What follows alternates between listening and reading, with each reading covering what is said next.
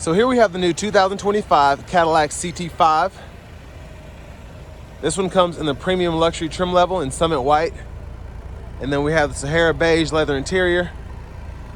For the powertrain, we get that standard 2-liter turbocharged 4-cylinder engine. That's made it to a 10-speed automatic transmission.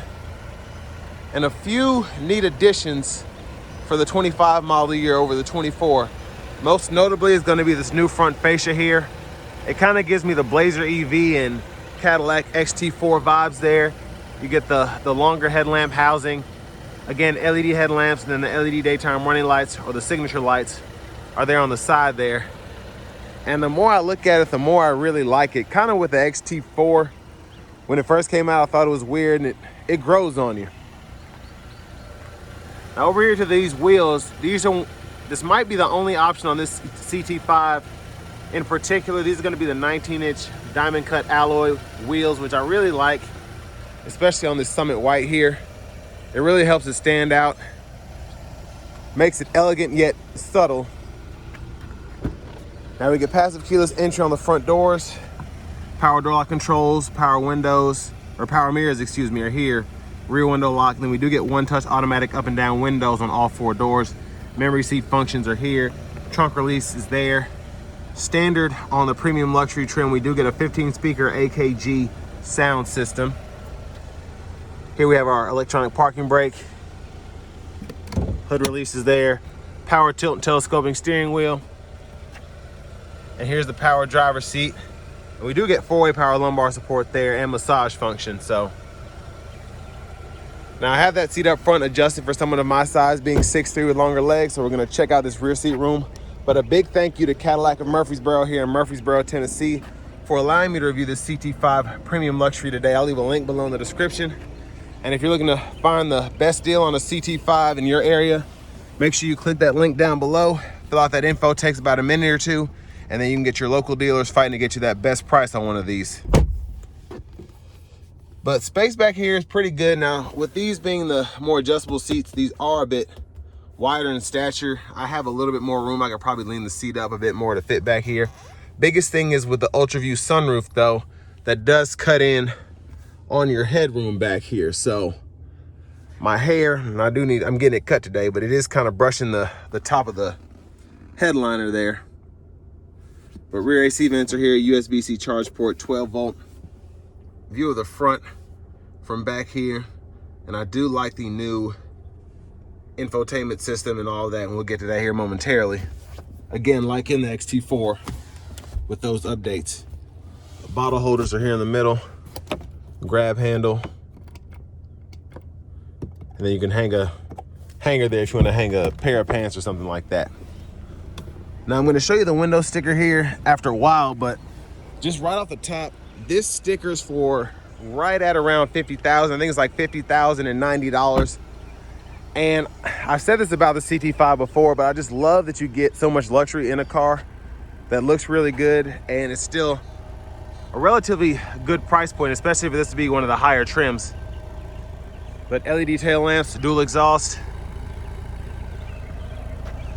Quick look underneath the vehicle. And it is early today, so please excuse my shadow. But it's gonna get up to 90 pretty much for the rest of the week, so I wanted to get out here and do this before it got too hot.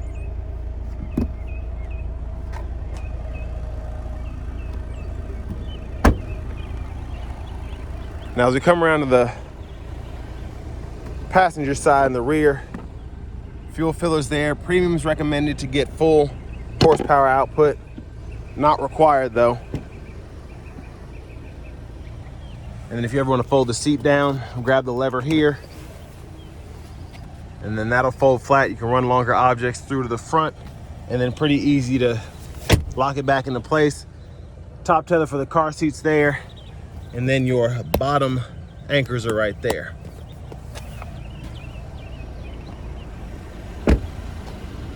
Now to the front passenger seat, pretty much get that same adjustability as the driver's side. And then a lockable glove compartment right here. And we get that kind of felt inside there, which I like. Makes a big difference, just makes the vehicle feel more luxurious. Now we do get blind spot monitors in the side mirrors. And out of that window sticker, y'all can pause anywhere you want to take a closer look at anything.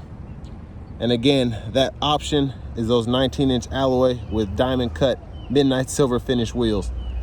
It's a long name, but they look very good. And still get pretty good gas mileage here with 23 city, 32 highway.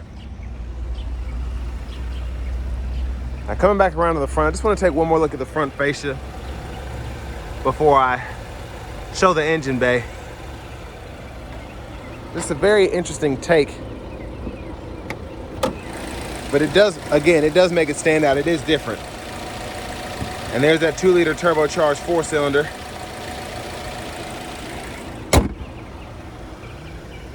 Let's go ahead and hop in the driver's seat next.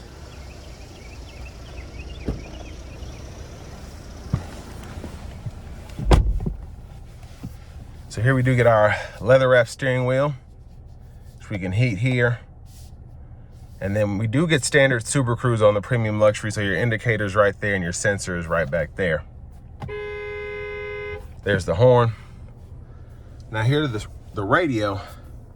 For audio, we get our AM, FM, and then we also have XM, Bluetooth, Amazon Alexa, Google Podcasts, Google News, and then we have that wireless Apple CarPlay, Android Auto compatibility. We do get the Google Maps system here, so with a subscription, you can get full access to this. Very neat. I really like it, the graphics and whatnot. And then your settings here, I'm just gonna go through these really quickly. I can go in here, vehicle settings, teen driver, buckle to drive, Super Cruise. I'm gonna turn that off, rear seat reminder, etc. And if you go down to the system settings here, you can change your units of measurement from US to metric, and then your language, you have 3 choices there. And I really like the vehicle status menu, how they kind of put these in all the newer vehicles, so I can just click on certain things and see the engine air filter life, the brake pad life, tire pressure, or I can go into each menu individually and see all of that.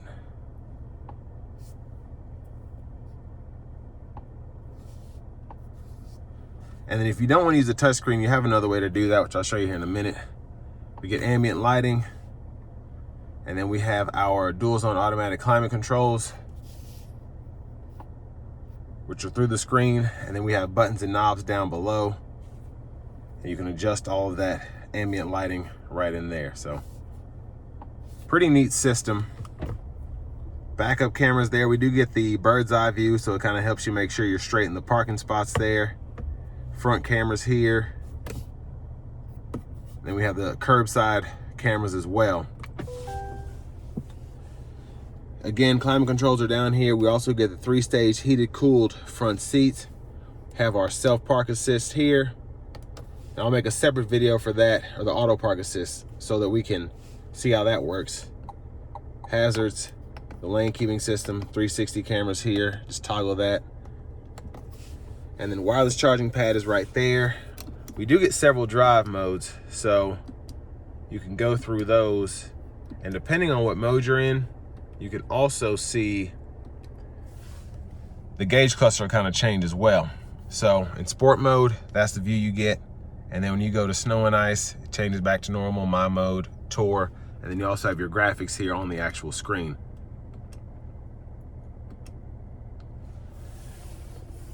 But traction control, auto stop, toggle, auto hold.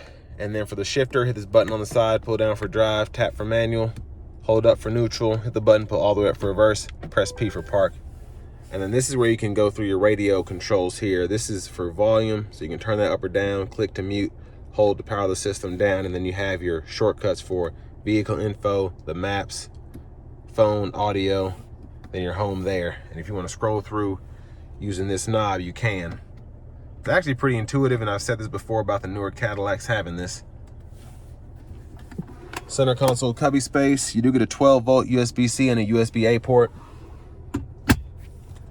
And then up here, universal home remote, LED dome lights, and then these are the controls for the ultraview roof. So we can tilt or slide. So one touch, slide there. Pretty easy to use. And there's a view of the back seat from up here. I'm gonna close that back. And then for the vanity mirror, there's that. Now back to the steering wheel. Blinkers are over here. High beams, flash, then you have your auto high beam. You can toggle those there.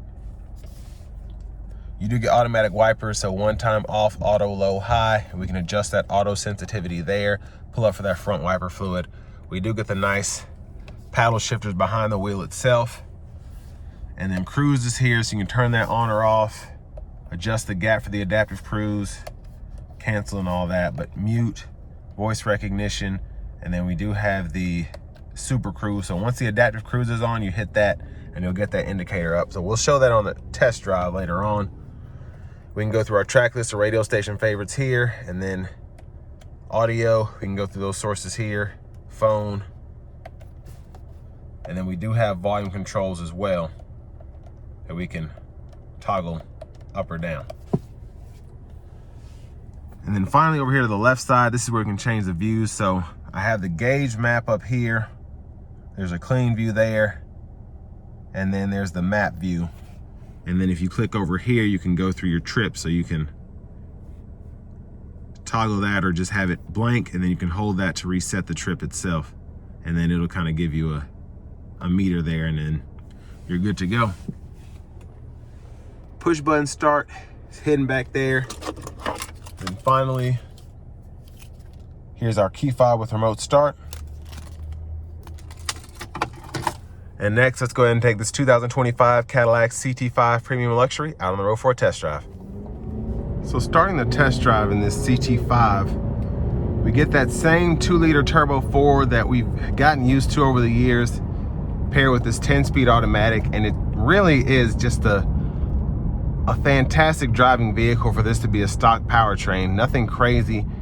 You can get the optional 3-liter twin turbo V6, but in my opinion, this pretty much does it. And this is in tour mode, and it's still wanting to spin the tires. Now with this car literally having 3 miles on, I'm not gonna put my foot to the floor, but I am gonna put it in sport mode and give it a little pull. But again, it won't be anywhere near how I would drive it if it had a few thousand miles on it. But here we go.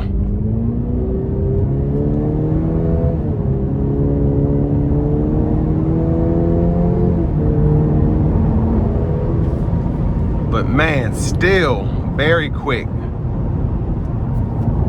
So I'm gonna get over a lane here so I can activate the Super Cruise.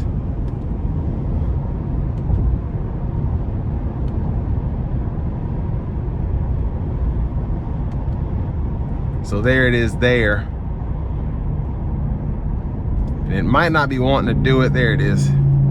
Just with the glare this morning, a lot of the times it doesn't want to be that great, but it's keeping that safe distance between myself and the vehicle in front of me. And then when you have the automatic lane change on, you can put your blinker on, it'll get over for you. Or you can have it set to automatic and it'll just do it by itself when it thinks it can. But I've said this before, one of the best self-driving or semi-autonomous driving systems out there. My personal favorite.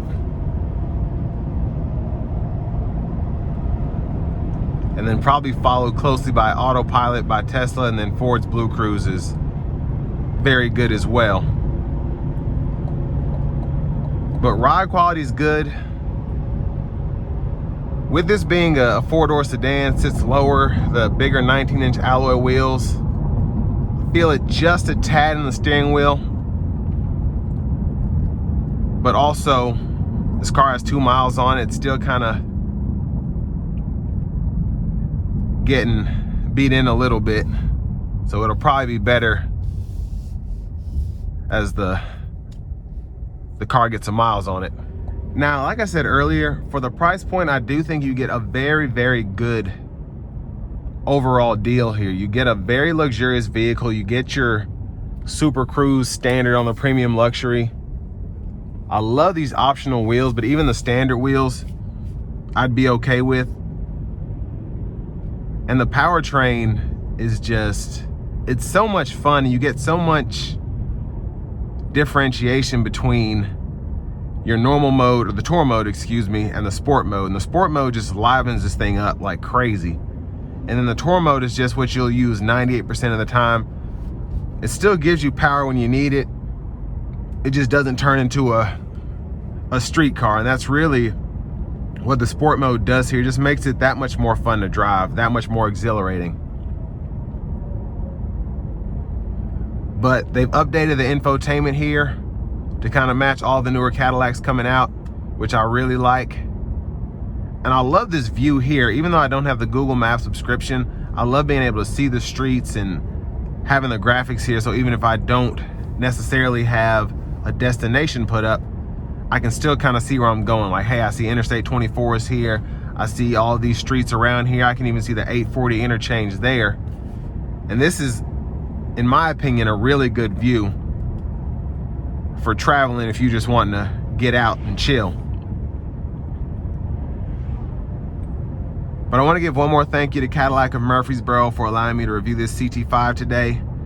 And again, if you're looking to find the best deal in your area on a CT5 or really any new vehicle, click on the link down below. It takes a minute to fill out that info, and then we'll get the local dealers fighting to get you that best price on whatever you're looking for. But an overall solid vehicle from Cadillac, and that's the reason that the CT5 has been around for as long as it has, because there is a market for these. If you're looking at a comparable Audi, BMW, I think this is really the way to go, because it's one of the few cars, I should say, it's really the only American luxury car that's left that you can get your hands on, with Lincoln pretty much going all SUVs. But still a great car, and the facelift just makes it a little more modern. But with all that being said, this will bring me to the end of my review of this 2025 Cadillac CT5 Premium Luxury.